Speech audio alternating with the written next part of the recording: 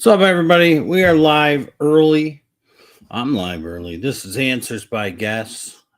We do fantasy football. We're the inside scoop from outside the box. We're going to be talking about week 9 this week. Rob can't join. No Marty. Just me once again. We got a bunch to talk about. I'm sitting here just waiting, watching the clock tick, and I figure, let's just get it on and popping. I guess Gazette headlines. Let's talk about Thursday nights. Pretty much, I thought that Miami would have covered. I said that on the Tuesday show. I said I did not like Baltimore minus whatever they were, 8.5, 7.5, whatever it wound up being. And listen, Miami early on had just about every opportunity to be winning the game, be tied the game. They were in the game the whole time until sort of the second half. Drop passes, penalties on 4th and 1, missed field goals. I mean, just about everything that could have went wrong did go wrong. And as I wrote there, Miami continues to not get out of their own way. And then they went as far as to this week firing the general manager and saying that they're keeping the coach on. I mean, listen, the owner owns the team. He makes all the decisions. The general manager manages the team. They manage the players. They manage the coaches. They figure out which players and which coaches do we want to have there.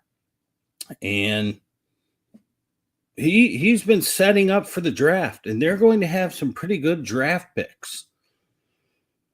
Getting rid of him and saying that you're going to keep the coach, I feel like was a really odd and bad decision. It's easier, I would think. I mean, in the season, sure, maybe not, but it's easier to replace your coach who you have other coaches around you who could continue to do what they've been doing or possibly better. It couldn't really get much worse aside from a win last week. But your general manager has been scouting all the college guys and figuring out what they need for next year and who might be the best fits. And now he's gone and his knowledge is gone. And everything he had scouted and ready for this team isn't there. And they said they're going to keep the coach on. They would have been better off to get rid of him. But what do I know? I'm just a guy in the basement who thinks he can tell you some stuff about fantasy football. So let's get into the guest game book week 9 matchups. We got the Sunday and Monday ones. Nobody watching, one person popping in. Please comment. Please help the algorithm. We're about to get into week 9. Just talked about the Thursday game. No, Five Guys for Your Eyes, a Sunday bonus edition. First time ever with Five Guys for Your Eyes. But this week on Tuesday, I gave you 5 guys to despise. And I figured, you know what? There's some guys out there that even based on the news that we got this week, it might help you. Listen, if it's your first time watching the show, you got to understand that we dig deep. And that's what the 5 Guys for Your Eyes is. We look for guys that the people that get paid to do this are not talking about. So when you look at this list, they're not going to be necessarily run out in grabs. They might even be guys that you never even heard of, and you may never hear of, or you might not hear about them for a few weeks. But if you go back and you watch our previous shows from this season alone, forget about the 9 years we've been doing this. Those guys that we were giving you in the preseason, before week 1, before week 2, before week 3, they've been popping these last few weeks. So let's see what we got. This is a Sunday bonus edition of 5 Guys for Your Eyes. At number 5, we have Xavier Restrepo. He's a Tennessee wide receiver. And I see you might be saying, guess, why the heck would I want anybody on Tennessee? Well, it can't get much worse. And the old dudes that are there, I called it from the very beginning, they're absolutely terrible. No one wants anything to do with them. Calvin Ridley's hurt. It'd probably get traded.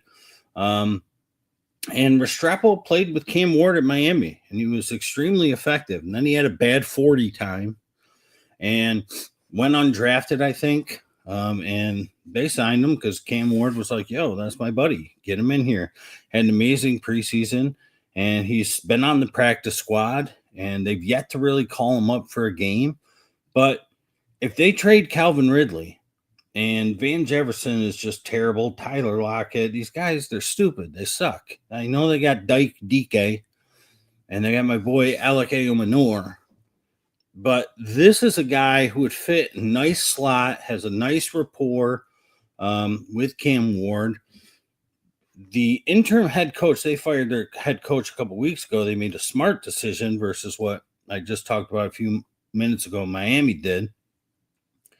This is a guy who, if they call him up, even if it's not for 2-3 weeks from now, maybe if they do trade Calvin Ridley, maybe they do after that, because hopefully they trade Ridley for some picks. This is a guy that you got to have your eyeballs on. We'll talk about him maybe in a minute. You take a look at who he is. Number 4, Treylon Burks. Speaking of Tennessee wide receivers, he was pretty good for them long ago, 2 years ago, and fell on his head, essentially, after making an amazing catch, was out the rest of the year, then didn't make the team. Finds himself in Washington. Terry McLaurin is out this week. Treylon Burks is somebody, if you're dying at wide receiver now, it's not a bad stab. He's not a bad DFS play this week, but just keep an eye on the situation. Debo can't stay healthy. This dude balled out for a couple of years, or a few games at least, in his rookie season in Tennessee. And he's getting the call up this week, and he's somebody you should have your eyes on for sure. Number 3, Elijah Moore, Browns wide receiver. For whatever reason, Gabriel likes him and threw him a ton of passes last week. We used to like him, and I say we, it's not just me, big old fat dude. It's me and Rob, essentially, because Rob would always do it with me, and Rob was a Jets fan, and we liked Elijah Moore. They just never threw the ball to Elijah Moore. Then they let Elijah Moore go, and he bounced around here and there. And I just feel like he could be somebody who, this was a team that he was on and was okay. And now he's continuing, hold on, answering a text, sorry, and continuing to do things last week. And he's a guy you should have your eye on. Number 2, and I noticed tonight when I was setting up the show that Marty made a mention of him. So we're always on the same wavelength. We're always on the same wavelength. And that's all I can say. A guy that has been watching the show for many years knows what we do here. Knows that we dig deep and we try and find these guys. So Terrell Jennings, the Patriots running back, for whatever reason, the Patriots do not like TreVeyon Henderson. Last week was a good week for Henderson. But they're going to try and find another option more than likely. And Terrell Jennings got called up 3 weeks in a row, was pretty good last week with limited touches, and he's going to do something this week for them. Let's speed through these. Number 1, Pat Bryant. Why not? Why not? Sean Payton always likes to zig when everybody thinks he's going to zag. And Troy Franklin was a big guy last week, and then everybody loved him on the waiver wires this week. We talked about him in like week 1 or 2. And they're going to have Stingley, guarding Sutton. And now, after last week's big game, Troy Franklin is going to get some shade as well. So Pat Bryant, a rookie, I think he was drafted in the 3rd round, is somebody that I think they might look to this week. Bo Nix really likes him. He's starting to come on. No Marvin Mims. So I think it's a perfect opportunity to look for another rookie in the Broncos wide receiver room. Let's get into it. Carolina at Packers. Packers big favorites. Christian Watson there. If you've been with us at all in the history, Christian Watson, I've never really been a fan as a Packers fan. Always felt like he was a one-trick pony type of dude. Down the field, couldn't stay healthy, made of glass. But last week, he surprised me in his first game back this season. was running a lot of underneath routes, was more of a possession type of guy. I'm wondering if that's something that they sort of have coached him on and that they're going to try and continue to do with him. Yeah, they ran him deep a few times as well, but he was looking underneath and catching some of the shorter ones. And I think that could do a lot for his game. So it's something to keep an eye on in this one. I'm a tad bit nervous, but they should be able to handle them at home.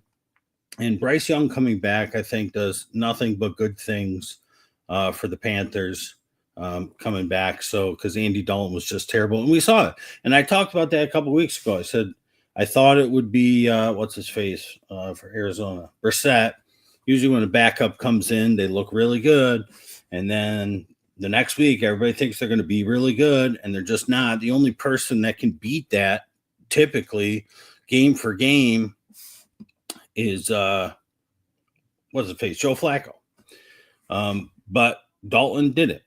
He was pretty good when he had to come in for Bryce Young, and then last week was terrible. So Bryce Young coming back is going to help, and Rico Dowdle has won the job. So if you have held on to Dowdle, he is their starting running back. He's their RB1. Chuba's going to go down into that third down, sub out type of one. No, we haven't got there yet, Derek. Welcome. Thank you. But we will. It's our first game. We had a bonus 5 guys for your eyes. And just talking about this, I think the Packers will do just fine, especially being at home. But the Panthers will be able to put up points because Bryce Young, I do think, is going to help them. Well, hopefully he can continue how he was doing before he got hurt. Next game, Denver at Houston. We talked about it briefly when I talked about Pat Bryant, the number 1 bonus 5 guy for your eye for the week for Denver. No Patrick Surtain. And Houston is also getting back Nico Collins. So I think this is going to do a couple things. All of it is all good. All of it is fine and dandy if their offensive line, who's terrible, Houston, can stop the Denver defensive line, who is among the best, if not the. So Nico Collins coming back, I think will do some good things, obviously. But I thought last week, I said, with him being out, it's going to raise up the offense. And we're going to see Higgins. We're going to see Noel. We're going to see Xavier Hutchinson. And that's exactly what we saw. Everybody got uplifted. Sometimes when your star guy is out, everybody else pushes a little bit harder. And that's what they did. Now, with Denver's side of the ball, because the glaring headline in this is, can the Houston offensive line stop the Denver defensive line? With no Patrick Surtain, sometimes it's like a domino effect. Sometimes when that top guy on defense is out, it's the opposite when that top guy on offense is out. Top guy on offense out with Houston last week, a lot of times everybody steps up. They push a little bit harder. Sometimes the top guy on defense goes out, and it's like dominoes, and it just falls. And you got to move your second guy over to cover the one on the other team now, and that'd be Nico Collins since he's back.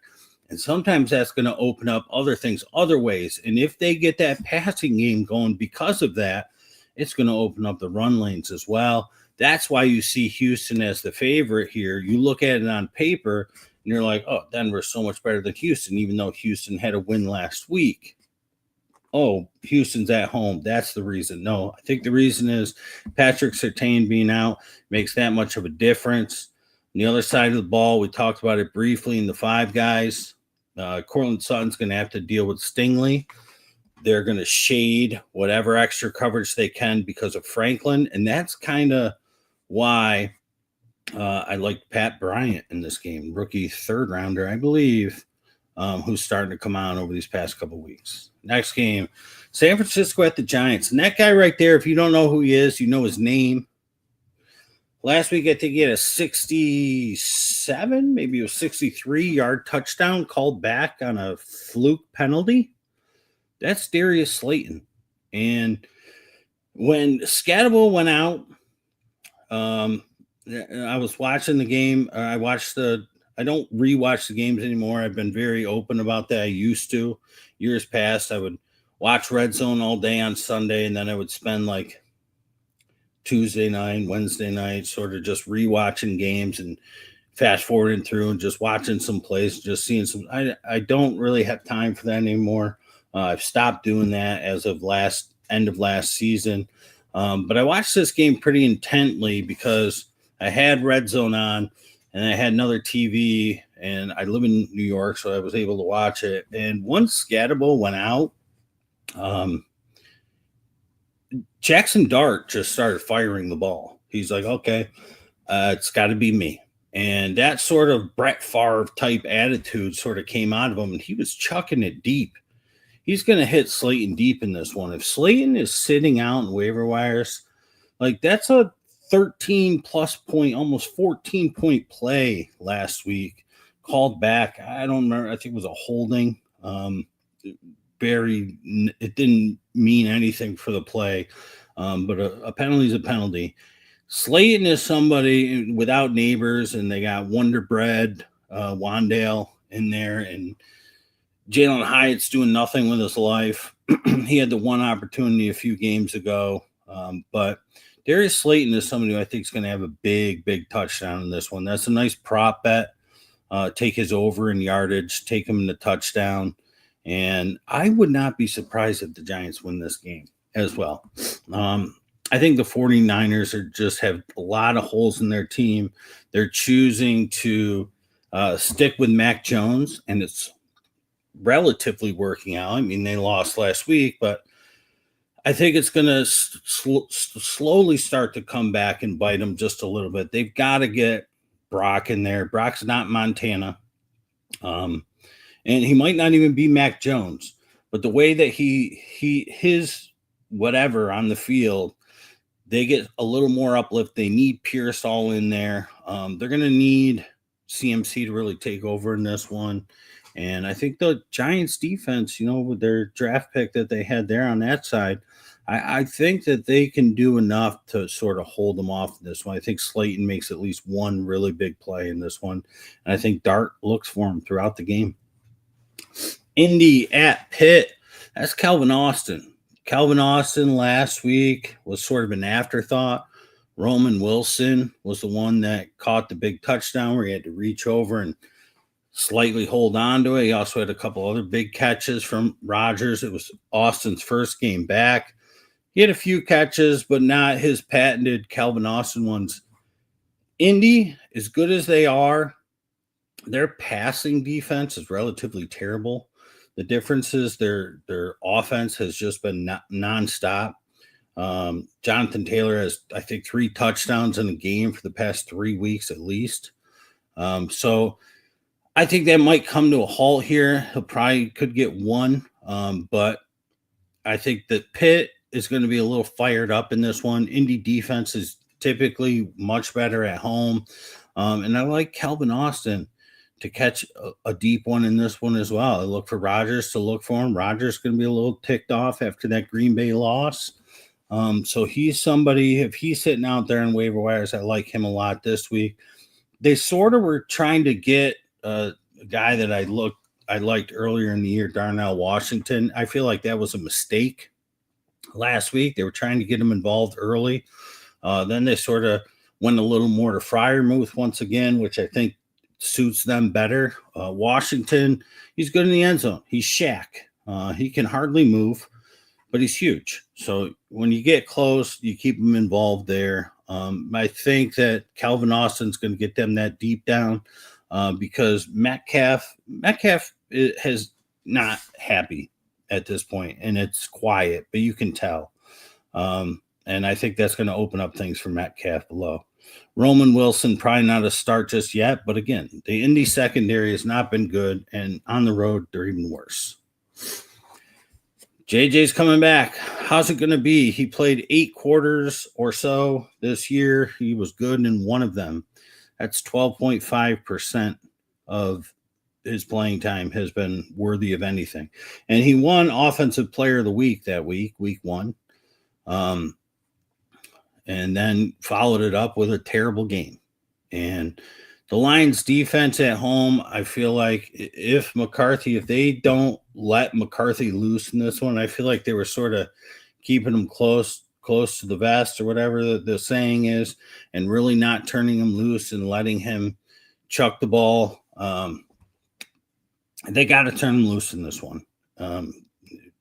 The Lions are getting Branch back. I do like Branch to help this defense, but they're down a couple other guys. I like the Lions defense this week. I'm using them myself on banking on the fact that McCarthy's not going to do it, but I would not be surprised if McCarthy plays really well this game. He can't be worse than Carson Wentz was last week.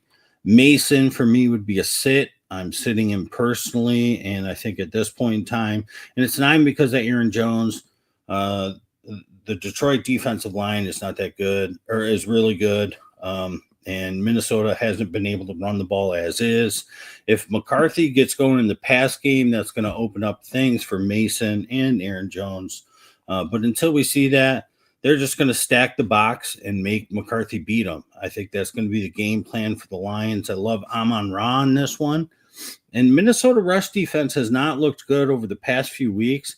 However, I'm starting to get sort of a not so good feeling about Jahmyr Gibbs in this one. We'll see how that turns out, but you can't sit him. But I feel like the Lions are going to sort of turn to the air a little bit in this one. And he's really close to 5 guys to despise. Jameson Williams, if you're still starting him, this is probably the last chance. He'll be on that list next week if you are still starting him. There he is. That's Xavier Restrepo, dude I talked about in the bonus 5 guys for your eyes at the beginning of the show. Did a Sunday edition. Tennessee needs to bring him up. I don't think they will this week, but they should. They're going to need all hands on deck in this one. It's going to be Vidal. There's no, what's his face? Who's the other dude? I can't think of his name. I don't know. The other running back for the Chargers, not anybody even cared about him. He's not playing. So it's going to be all Vidal and whoever they call up. Otherwise, I'm not worried about it. Maybe he gets stuff late in the game. I'll look that up after and throw his name out there. But it really doesn't matter.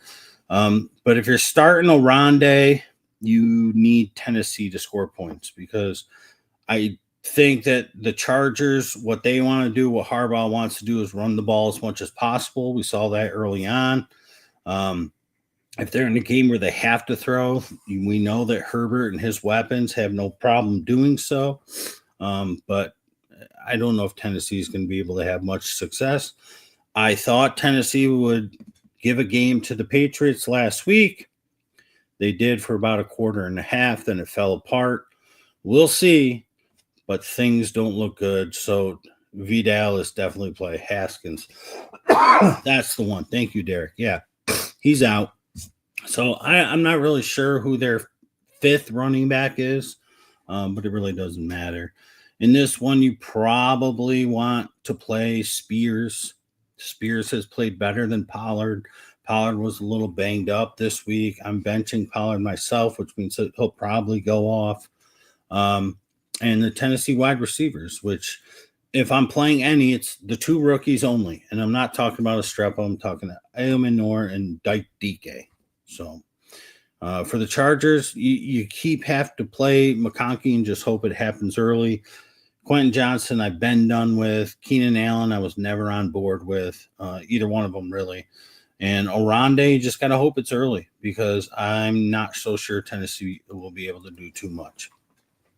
There he is, Travion. We talked about him, the RB1 this week with no Stevenson, but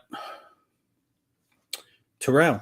And we talked about him. He was in the 5 guys for your eyes. Big shout out to Marty because he took a look at him as well. And he even put his name out there. Before I put the show together. But I was prepared to talk about him. And as soon as I heard Ramondre was out in one of my 2 dynasty leagues, because this league is like cutthroat, you should see the waiver wire. It's absolute scrubs. I picked up Terrell Jennings because it was just like, well, I'm going to scoop him because any running back is a good running back to pick up. And I am not so sure that New England likes Travion Henderson. I feel like that's a popular thought. And I worry a little bit about people putting him in. It's not a smash spot. Atlanta's decent against the run. And I just think Terrell Jennings has done something his past 2 call ups. He looked pretty good last week. Now he's permanently on the team, and they're going to give him the ball. So Terrell Jennings, if that's a name you don't know, he was a 5 guy for your eye bonus on the show, and Marty even called him out well before the show. And I didn't notice that until I was done, and I was looking through the comment. I got all your questions or all your questions for the show, and I saw, hey, Marty called him out, and that's why I gave him the shh. But in Atlanta, let's see if Bijan could get it back together. Algier's going to play. So Bijan, London, even Pitts, keep those guys in there. Mooney, I want nothing to do with, as always. Is Flacco going to play? This one's an interesting game. It's an interesting game because if Flacco plays, it's going to, we all know, uplift the Bengals. That's going to be good for Chase, both Chases, Chase Brown and Jamar Chase. It's going to be good for Higgins. And it'll be good for Bears guys because the Bears guys they'll need to stay involved. They'll need to be throwing as much as possible. Odunze, DJ Moore, and we'll talk about DJ Moore in a second. Even Loveland, the tight end. But then you look at the flip side. If Flacco does play and Flacco scores a lot, that's going to crush the Kyle Monangai people. It's going to crush the people that start him. And there's going to be more talk about him because there's questions about him. It's going to crush him because he's not a pass-catching back, really, by any means. He's like 5'8". He's a little ball of muscle. He can break tackles well. He can pound. He's got good agility, but his hands are not very good. He's also not too good in pass protection, and that's why they have on their roster a man who you all know named Travis Homer. Travis Homer will be in this game probably more often than Kyle Monangai owners would like. He'll be in on third downs. If they get down big, he'll be in the game quite often. He can run the ball between the tackles. He'll be in on probably every single third down and every single passing situation, like a 2-minute drill or something like that. So the Bears need this game to be close. The Bears sort of need either Flacco to be knocked out or Flacco to not play at all, and they need a Browning sighting to keep them involved because as bad as the Bengals defense has been, I get the feeling that the Bears are going into this one hoping, based on how he played last week, Caleb Williams does not have to throw the ball that much. They would love to just pound, run, and keep this game more of a small ball, clock possession, because it doesn't matter that they're terrible on defense. I think that the Bears are going into this. Let's run the ball as much as possible. Let's control the clock. Let's control the possessions.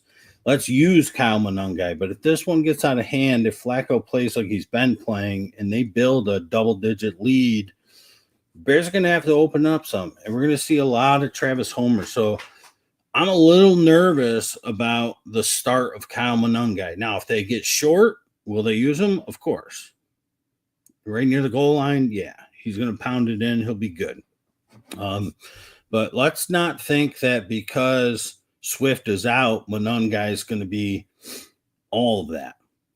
Travis Homer will be in this game, and he'll be in it quite often. I'm hoping Flacco plays. I'm hoping he does not get knocked out early if he does so, because I'm using him in 2 leagues. And also, he helps all of the Bengals, as we've seen very clearly this year. That was a bummer, right? Travis Hunter out 4 weeks out of nowhere, injured in practice. Craziness. I would not be surprised now if the Raiders win this game. And I don't think it's that much of a Travis Hunter effect. Yeah, he was big on defense, helped him a ton. Yeah, he was big on offense, been helping him a ton. There was talk of him becoming the number one because Thomas really hasn't lived up to it. He needs Mac Jones to make him special. But the Raiders getting Brock Bowers back, the Raiders at home, their wide receiving core is pretty much healthy at this point, with Jacoby back and probably wants to play one good game to hope that he can get the heck out of there and get traded. I would not put it past the Raiders to win this game. The Jaguars never seem to be as good as we think they're going to be. I think a lot of people are picking up Jacksonville to play on defense, but the Raiders coming off the bye, I think they got at least one more good one in them. They'd be smart to use Thornton more. But Brock Bowers he hasn't played since week 1. Like, he's going to open up everything for these wide receivers. And Genty can run on the Jags. I think Travis Hunter, it hurts both sides of the ball. And that's what you get when you get a guy that plays offense and defense. If he's out, their defense becomes a little worse. Their offense becomes a little worse. I think that the Raiders are going to win this game. I think that's a very small, shady-looking number. And everybody thinks the Raiders stink, and they do. But this is a game that they can win. ETN is somebody who I think is a very smart play in this game because he'll be in all the downs. So it's like the opposite of what I was talking about with Monangai. So if you are at all like, that's sort of a question that one of the guys had that we'll talk about towards the end. I like ETN a little bit more than Monangai this week, given the matchups. There's Tyler Shao, Shuka, whatever. And Puka's coming back. So a new quarterback for the Saints. Will it make them better? I wish they'd play Jungle Jake Hayner, but you got to go with the rookie and see what he's got. Rams are big favorites. Rams should crush in this one, but I'll be rooting for him. Not only is he a sexy-looking young man, but the Saints need something other than Rattler to make them exciting. Taysom Hill, I think, is a little too old. Maybe because I finally turned my back on him, he'll do something this game, but I think he should have just stayed retired. 35 going on 36 soon. It's a young man, but not in this game. And they're using him less and less each and every week. So it's going to be the Tyler show. And we'll see how he can do. Olave, you got to play. The running back situation's a mess for them. Shaheed did pretty good last week. He did what I thought he'd do. They're going to need every little bit of every little thing. For the Rams, it's Puka. I mean, if you're using Devontae Adams, okay. But if they get out big in this one, Puka does his thing early, it's going to be Kyron Williams, Blake Corum. Maybe they even get the rookie Jaquez Hunter in there involved. But you play Kyron, you play Puka. That's a simple one. Chiefs and Bills. Listen, who's the better team if you ask me? I say the Chiefs. I think they've been playing better. They got more weapons on offense. Their defense has been better. And then you say, who's going to win this game? And you look at it and you're like, okay, well, the Bills are at home, so they got a real good shot. But the thing is, the Bills always win in the regular season. They just can't beat the Chiefs in the playoffs. So the Bills will win this game somehow, some way. Shakir will be a big part of it for sure. Cook will try and replicate at least a little bit of what he did last week. It'll be very tough against this Chiefs defense. But the dude in the picture is Brashard Smith. And I got my fingers crossed with a smile on my face because this is his one shot.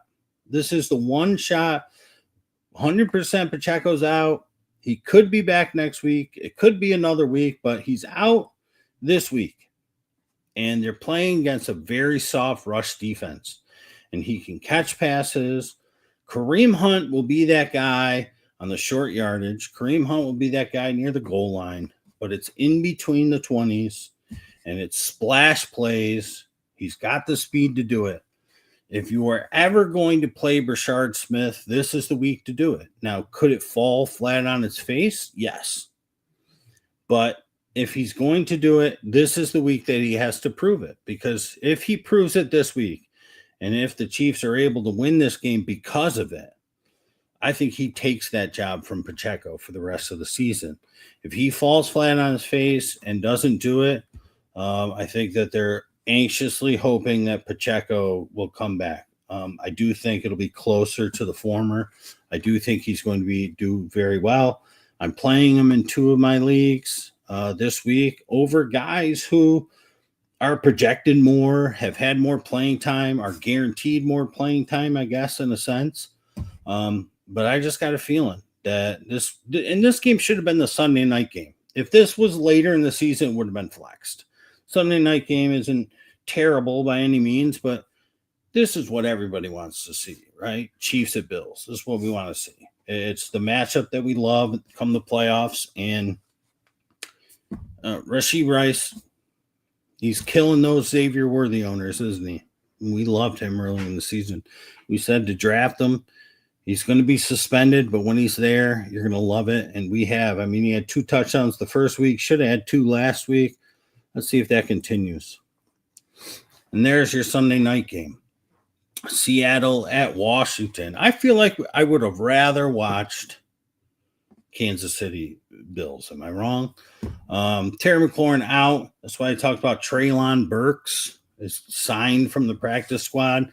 Had a lot of success in Tennessee's rookie year before he fell on his head and almost broke his neck and was out the rest of the season. He's bounced around. This is where he lands. And they need a wide receiver. Debo can't stay healthy. Debo's going to get some runs out of the backfield. Oh, and I forgot to talk about that with DJ Moore. I feel like they're going to use DJ Moore as well for the Bears. So, again, Kyle Monangai. DJ Moore, I feel like, is going to get a lot of runs out of the backfield. I think this is a good week to play DJ Moore. Because there's no Swift, I feel like they're going to use DJ Moore as kind of that wide receiver / running back, Swift sort of role. And it's going to be Travis Homer and DJ Moore. I just have a bad feeling. I hope I'm wrong. If you're starting Kyle Monangai, it makes sense, right? No Swift. Everybody rush. Let's get Monangai. Let's get him in. It's against the Bengals. I just feel like he's not going to be in there as much as you want him to be, or much as you think he's going to be, or as much as people told you he's going to be. If you're starting him, I hope I'm wrong, but I just think DJ Moore is going to get a ton of runs, and Travis Hunter is going to get a ton of passes thrown his way. So they're not going to load it up on Mr. Monangai. But back to this game, Debo will get some of those same sort of runs out of the backfield. JCM, Mr. Bill, has not been too efficient. It's going to be tough still against Seattle, but at least they're home and at least their quarterback is back. So we'll see.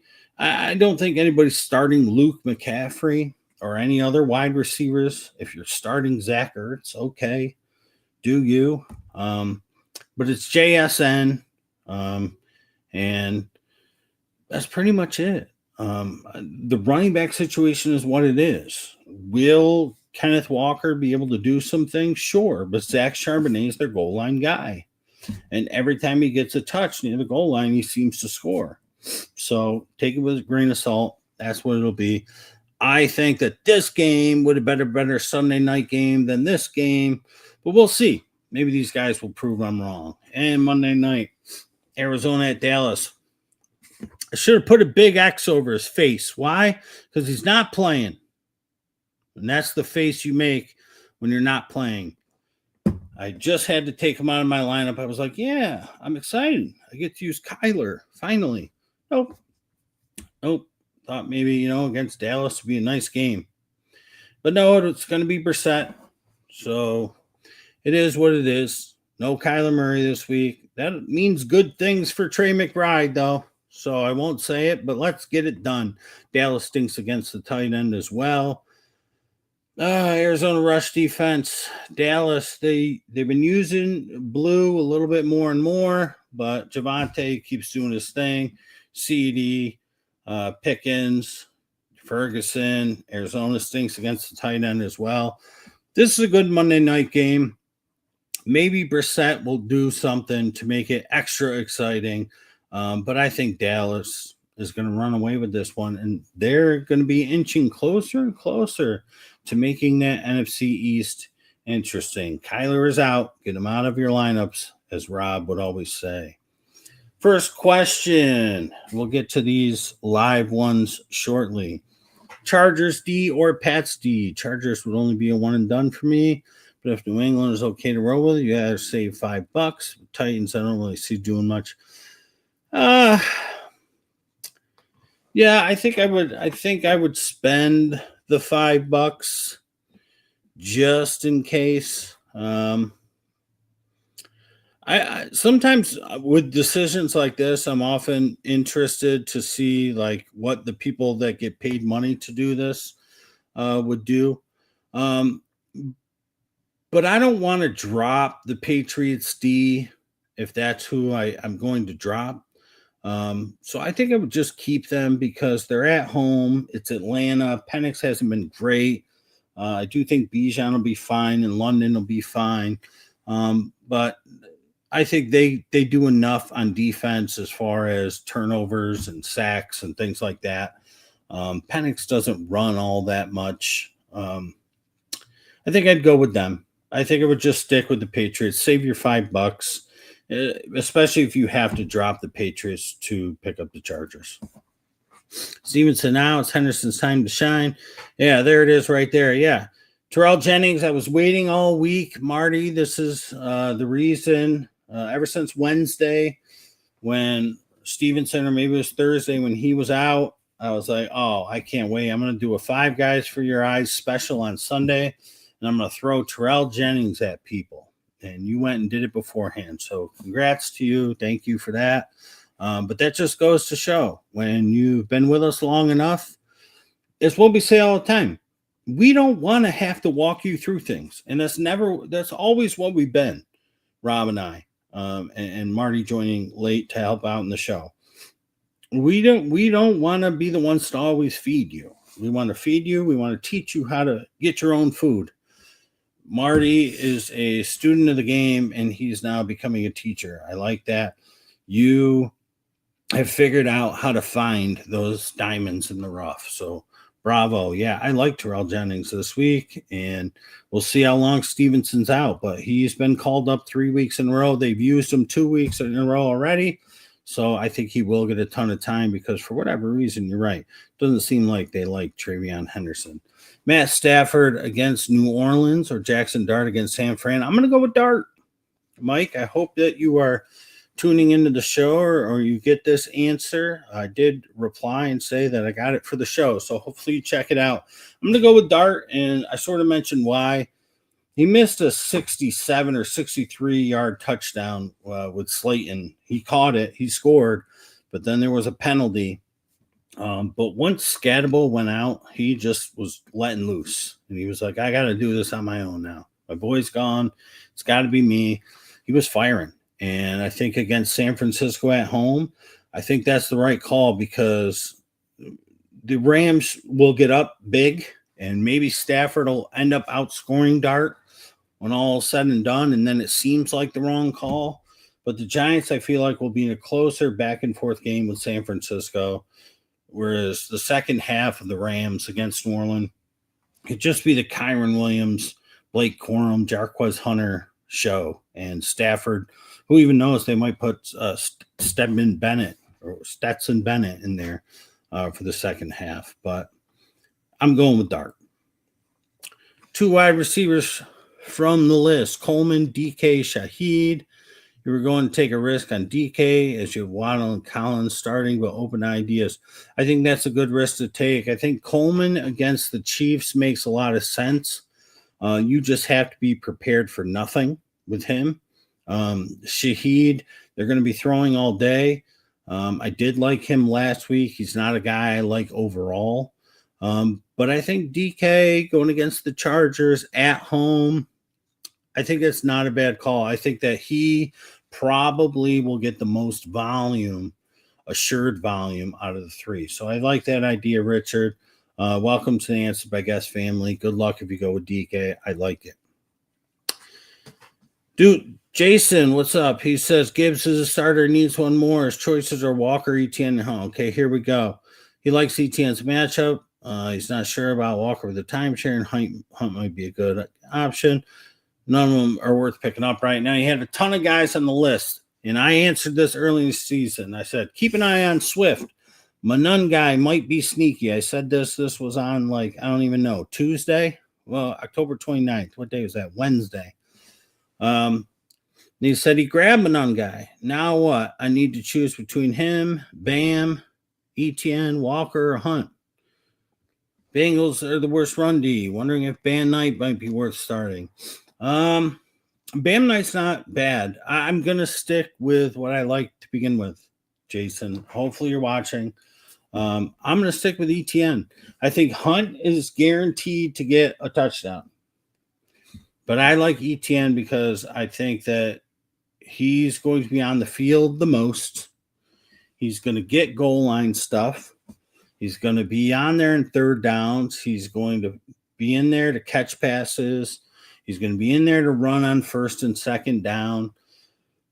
I know that Tootin's there, but ETN's on the field more than Walker, more than Hunt. I know Bam Knight is their main dude, but Jacoby Brissett, even against the Cowboys, worries me still just a little because I could have been a week early of him, the wheels falling off, but the Cardinals think it's okay. So they're going to go with him and not play Kyler, give Kyler another week, whatever. I'm sticking with ETN. You go with your gut. I did look at your lineup here, and we'll go to it because I actually put that here. Starting lineup in white, same dude, Jason. This is who we went with. You can see he's got Manun guy in there. And I would still go ETN. I would still go ETN. You go with your gut. It is your team. That would just be my opinion. I think the matchups are relatively equal. I know that the Bengals are terrible, but I don't think that Vegas defense is light years beyond.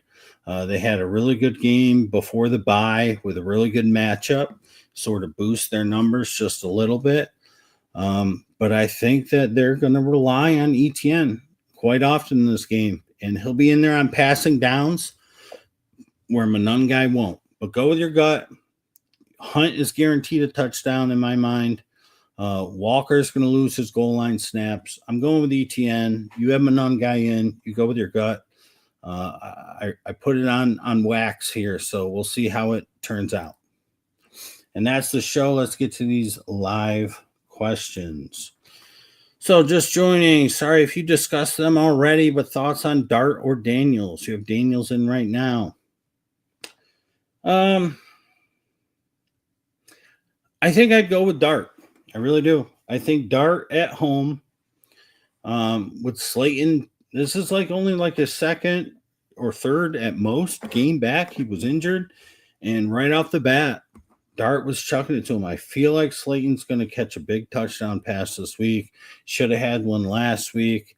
I know Daniels is what Daniels is, but the matchup is so much tougher. It is Sunday night, though. You do get the magic. I think I would go with Dart. The legs, right? That's the allure with Daniels, the legs. Dart's got them too, and he's not afraid to use them. And with no Scatabo, and with mostly Tracy, with a little bit of Singletary, we might see Dart run a little bit even more. So I'm going to go with Dart. You go with your gut. Kind of force play Theo Johnson in the flex. This is your Bimageddon. Help. I don't hate Theo, and mostly because Dart loves both of his tight ends. So it's not a bad play. You just have to hope that he gets more than Bellinger, which sometimes it doesn't turn out that way. Would I start Jennings over Theo? I don't think so. I think you've got a higher ceiling with Theo Johnson than you do with Terrell Jennings. However, I would scoop Jennings, and if you got somebody to dump and maybe sleep on it and think about it, he got burned last week, and he got burned 2 weeks ago on his first call up, and then last week his second call up, and now they're calling him up. And they're going to give Trevion every single chance that he can get to be that guy. They're like, okay, now it's your turn. So it's not guaranteed that Jennings is going to come in and be Ramondre who dominates. And Trevion did it last week. He had a big game last week. So it could turn out that he is the main guy and has success being in. Jennings is just that sort of second guy that comes in. But he's a guy to put your eye on or pick up and put on your team if you got somebody who's junk and you can get rid of. I think Theo is a little safer because I like Dart this week. I like them to beat the 49ers and score some points. So I think I would still go with Theo. Rob says he needs RB2 out of these. Do you need an RB2 or two RBs? RB2. I like them all to a degree. I think Hunt's guaranteed a touchdown. I think Sharp will at least get a couple chances to get a couple TDs. It'll be a little bit tougher. Hunt's going to have a little more ease with his matchup. Tracy Singletary's going to be a pain. Dart's going to be a pain. You know what, Rob? This is crazy, but I think I would go with Bam Knight. They've given him the job. He had success last week with Brissett. He's going against Dallas. You know Bam Knight just as good as I do, Mr. Zonovan, from his time with the Jets. He can catch passes. He's got some power to him. I think I'll go with him. I really do. And then you get a chance at a little bit of Monday Night Magic as well. So I think I would do that. Half PPR, Mooney or Kirk. God, I hate them both. I would go with Kirk. I'm not a Mooney fella. I would go with Kirk. Good luck, Rob. I do have Dart, so Thea's a double BB banger. I love the double BB bangers. You're in late, had to entertain the kids. That's okay, man. That's life. Tim says, I've definitely learned a lot from you and Rob and all the friends here. 3 years in a row with over 500 better record in the league. That counts for me. Yeah, I mean, we would like to get well over 500, but I understand your sentiment there. And yes, and I appreciate that. And that's what this was all mostly to be, is use as a vehicle to sort of, and you can only see my forehead, a vehicle to sort of, yes, give advice, and yes, give my answers to questions. And because there was success with that between Rob and I's friendship, when he would ask me questions, I'd be like, no, do this. And he would do it and it would work. He's like, dude, we got to do something, a podcast type of thing. So we did it. But the idea was to sort of change people's thought processes. Stop listening to the people that get paid to do this, who are all just parrots saying the same things. Use some insight, use some intuition, and sort of go outside of the box. And that's where we came up with the slogan, the inside scoop from outside the box, right there in the bottom of your screen. So I'm glad that you've learned a lot, and I'm super glad that you've been a part of us for quite some time. Who's a better stash, Brashard Smith or Isaiah Davis? Good question. We'll know after this week. Correct me if I'm wrong. Somebody in the comments. I thought that Braylon Allen was out for the year, but then I started thinking about it. I was like, and I didn't look it up. I should have just looked it up. And then I was like, wait, is he going to come back? Can somebody tell me, is he going to come back so I don't got to search? Because I felt like he was out for the year, but then I started getting a feeling like, no, he might be back before the season's over. Correct me if I'm wrong. Tell me what it is. After this week, if Brashard Smith does what I think he will or can do against the Bills, he's the better stash. Because I think if he does it, they'll hold Pacheco out as long as they possibly can, and Smith will take over the starting role.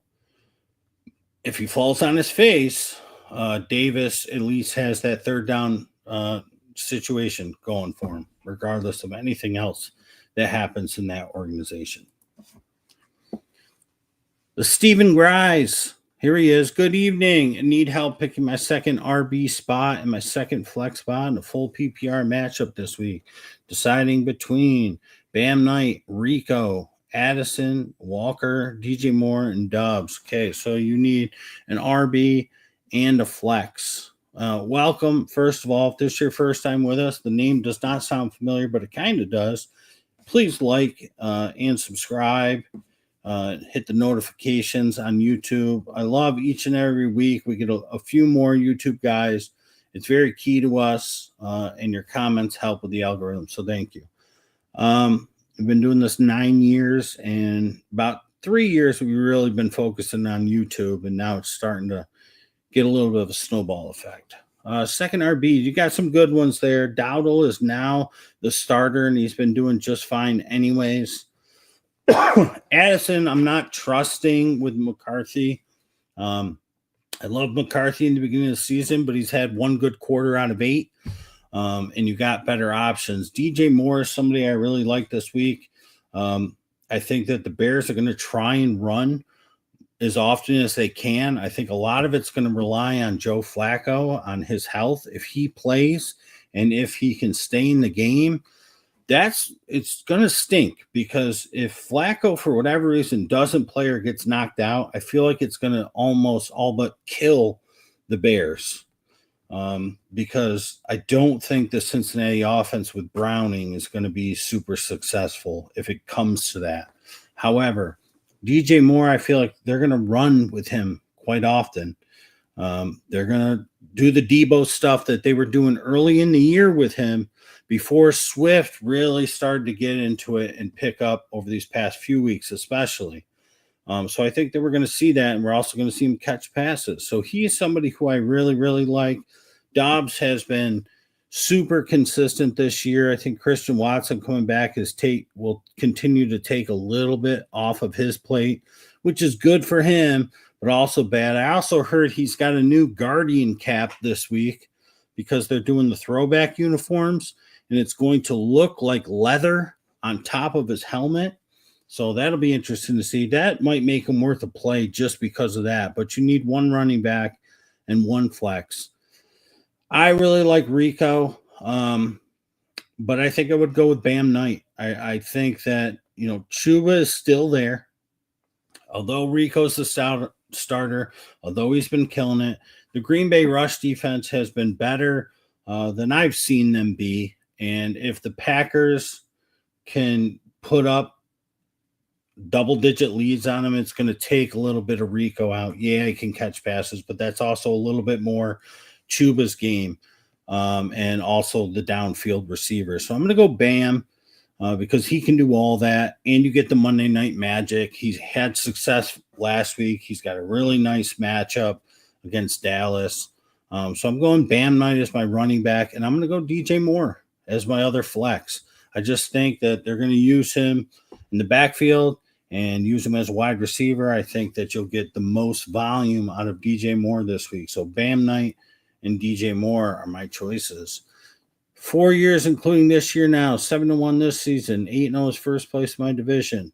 You got to keep pace for that $100 division winning. Good luck, Tim. I'm glad that you're killing it this year. Yeah, that's what we got to watch. Last I saw that he was super questionable. Regardless, I think you go with Theo Johnson. I think it's a good play. You let me know. Last I knew, he was banged up this week, could possibly be out. But if he's not, and I missed it or overlooked it, then that's even better for you. JSN you have starting. You need 2 between Diggs, London, Sutton, Franklin, and Aaron Jones. Well, it's not Aaron Jones. In the Sutton-Franklin thing, I think Stingley's going to do a good job on Sutton, and I think that's going to allow.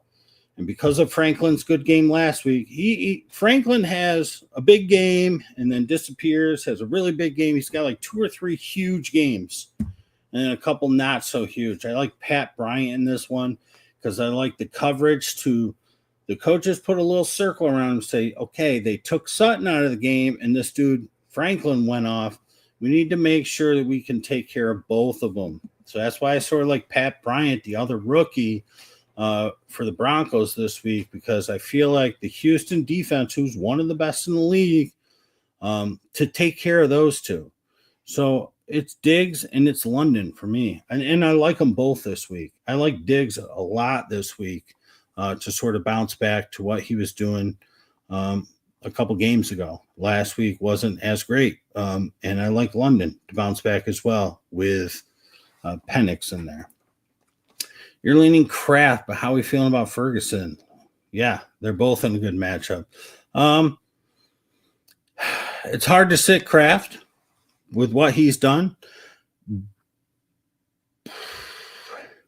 It's tough. I want to say I think I would go Ferguson. The Monday Night Magic is a thing. I really worry about Brissett. Will Dallas chuck the ball that much? But Arizona stinks against the tight end. I think one of the softest spots for the Panthers is tight end. They're also not great against the run. But because I think Green Bay has a better chance of having a bigger lead than Dallas does, even with Brissett. I'm going to go with Ferguson because I think that game will be less of a blowout. So I'm going to go with Ferguson, Tim. All right. No more questions. Best of luck tomorrow. I did the show tonight, and we got it over in about an hour. This is great. I did it tonight because couldn't go tomorrow morning, and I wanted to make sure it was on here. So any questions that you have, and if you're on YouTube and you're watching this late and you ask questions on there, if you are also on Facebook, one of the best things you can do is join the Answers by Guest Fantasy Football Podcast Hub group page. Join the group and ask your questions on there because if you ask a question on the YouTube video, if you still can even, I don't even know, I'm old, there's a chance I might not answer them. But same thing with anybody watching this on Facebook. If you're watching the video and you type in a question on a rewatch, I might not get that notification. Make a post in the group. I'll answer it when I can. Best of luck tomorrow. No early game. It is fall back, so we're going to, what is that? Right? We lose an hour of sleep. Is that what we do? How does fall work? We fall back. So at 2 a.m., it becomes 1. Do we get an extra hour of sleep tonight? I think we do. I don't know. Good luck. I'll see you tomorrow.